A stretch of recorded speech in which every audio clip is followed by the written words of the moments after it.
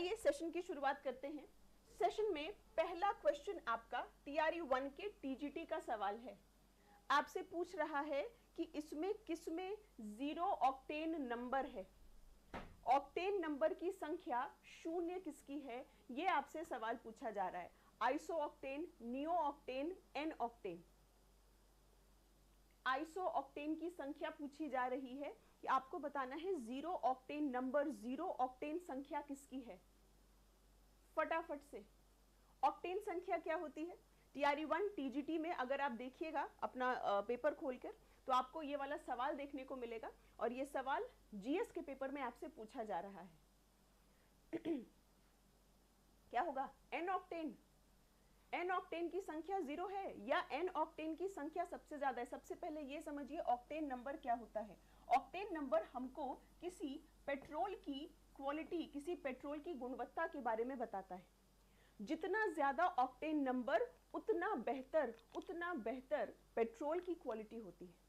Octane संख्या कम होने का मतलब यह है कि आप इंजन जैसे ही स्टार्ट करेंगे उसमें एक cut cut cut cut cut cut cut cut की आवाज आती है, जिसको क्या कहा जाता है, जिसको नॉकिंग कहा जाता है।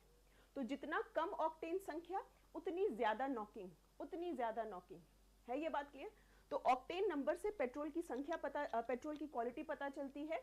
जितना ज्यादा ऑक्टेन नंबर उतना ज्यादा पेट्रोल बेहतर। ठीक है। अब अगर हम बात करते हैं 0 ऑक्टेन संख्या की, तो 0 ऑक्टेन संख्या होती है एन हेप्टेन की। बहुत बढ़िया शिफा, एन हेप्टेन की होती है। एन हेप्टेन ऑप्शन में नहीं है तो आप क्या मार्क करेंगे, आप ई मार्क करेंगे। आप लोगों ने आइसो ऑक्टेन कहा। आइसो ऑक्टेन की जो संख्या है, ऑक्टेन संख्या, वो काफी ज्यादा है। आइसो ऑक्टेन जो है इसकी ऑक्टेन संख्या क्या है, हाई होती है। इसकी ऑक्टेन संख्या उच्च होती है, जिसके वजह से जो भी पेट्रोल होता है हाई ऑक्टेन संख्या वाला, वो ज्यादा बेहतर हो सकता है। ठीक है, क्लियर है। आगे चल सकते हैं। नेक्स्ट क्वेश्चन पर चलने से पहले यहां पर थोड़ी सी और बात की जाए तो हाईएस्ट और लोएस्ट ऑक्टेन नंबर फटाफट से लिखिएगा।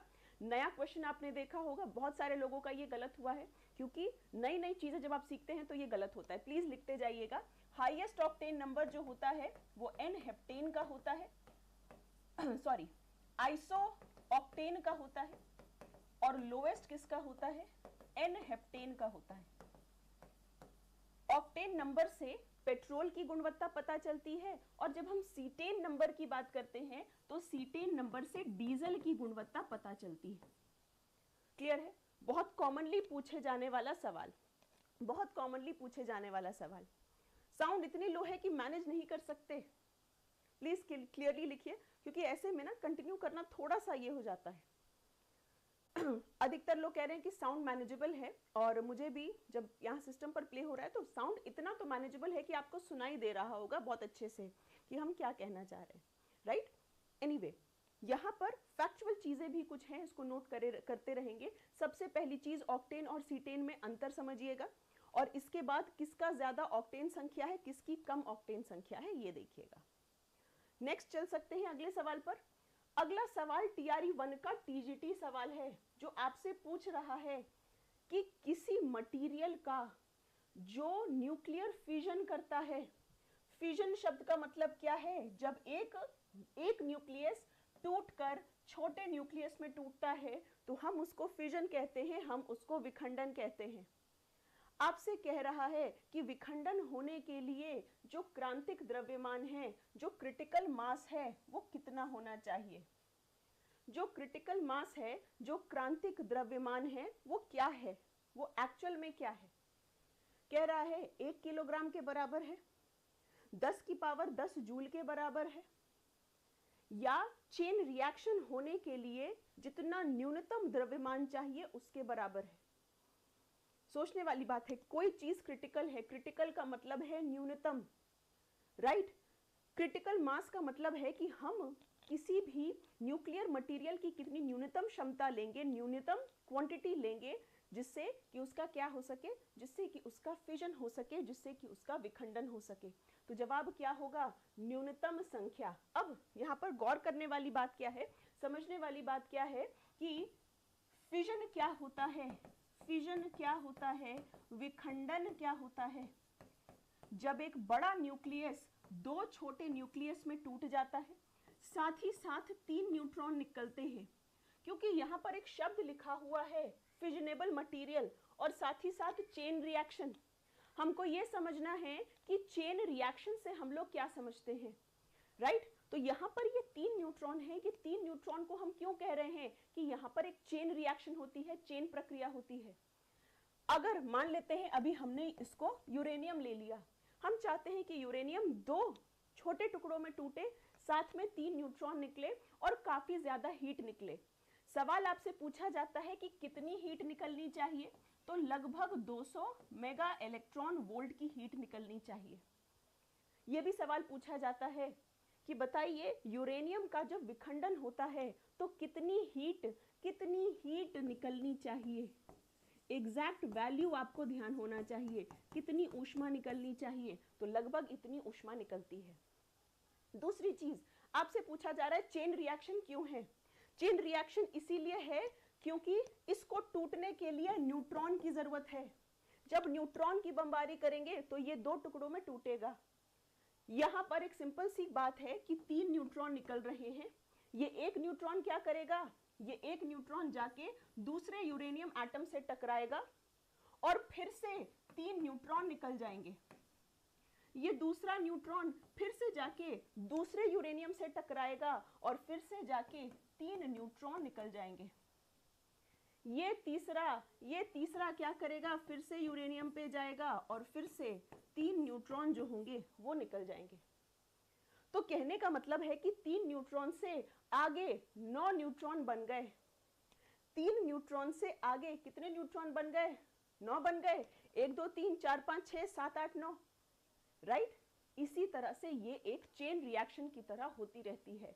अगर आप इसको कंट्रोल नहीं करिएगा तो क्या हो जाएगा, अगर आप इसको कंट्रोल नहीं करिएगा तो होगा ये कि हो सकता है विस्फोट। कंट्रोल कैसे कर सकते हैं इसको आप कंट्रोल कर सकते हैं कंट्रोल रॉड का इस्तेमाल करके। कंट्रोल रॉड्स, नियंत्रक छड़, कमेंट बॉक्स में जल्दी से लिखेंगे कि कंट्रोल रॉड किसके बने होते हैं। यही है विश्लेषण, क्योंकि एक एग्जाम में पूछा गया सवाल अन्य रूपों से घुमा घुमाकर आपसे पूछा जाता है।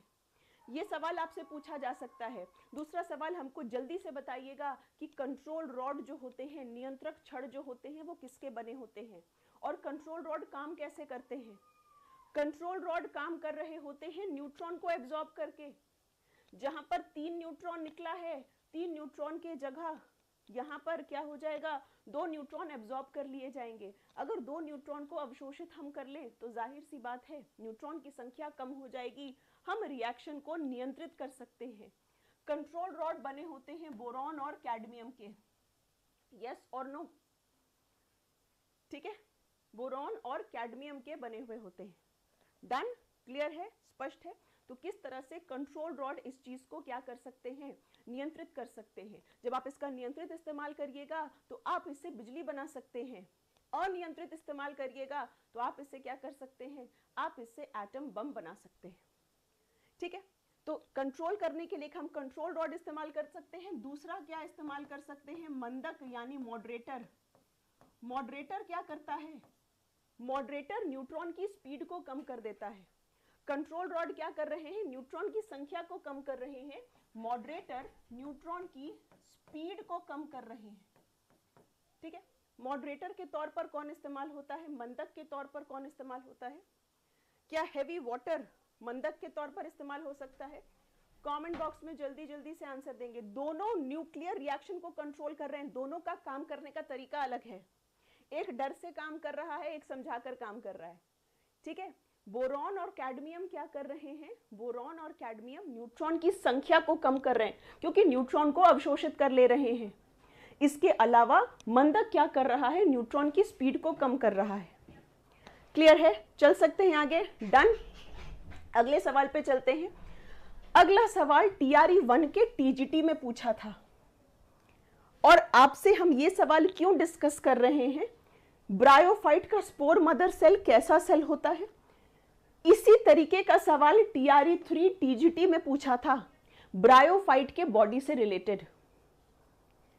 आया बात समझ में? कई बार क्यों PYQs करना जरूरी होता है? क्योंकि PYQs हमको चीजों का ट्रेंड बता रही होती है। यस, TRE 1 के TGT में सवाल ये पूछा था कि ब्रायोफाइट का स्पोर मदर सेल कैसा होता है। हैप्लॉइड मतलब उसके पास गुणसूत्र का एक सेट है, डिप्लॉइड यानी उसके पास क्रोमोसोम्स का 2 सेट है, ट्रिप्लॉइड यानी उसके पास क्रोमोसोम का 3 सेट है। जवाब देंगे? जवाब देंगे? चलिए पहले हम दूसरे वाले क्वेश्चन पर चलते हैं। पहले हम दूसरे वाले सवाल पर चलते हैं जो इस बार पूछा गया था, यानी TRE 3 के TGT लेवल पर पूछा था। अब ब्रायोफाइट्स क्या होते हैं, क्योंकि समझना है तो बिल्कुल जीरो से समझने की जरूरत है। जो पादप जगत होते हैं, जितने भी पौधे होते हैं, उनको 5 डिवीजन में बांटा जाता है। सबसे पहले आते हैं थैलोफाइट, और थैलोफाइट के बाद कौन सा आता है? थैलोफाइट के बाद आता है ब्रायोफाइट। ठीक है, ब्रायोफाइट को एम्फीबियन कहा जाता है, उभयचर कहा जाता है, क्योंकि पानी और जमीन दोनों पर रह सकते हैं। ब्रायोफाइट के बहुत सारे उदाहरण हैं, जैसे लिवरवर्ट है और मॉस है। अब जब भी आप ब्रायोफाइट को देखेंगे तो ब्रायोफाइट में 2 हिस्से होते हैं। ब्रायोफाइट के पूरे जो जनरेशन होती है, जो प्लांट उसका साइकिल होता है, उसके 2 हिस्से होते हैं। एक है गैमेटो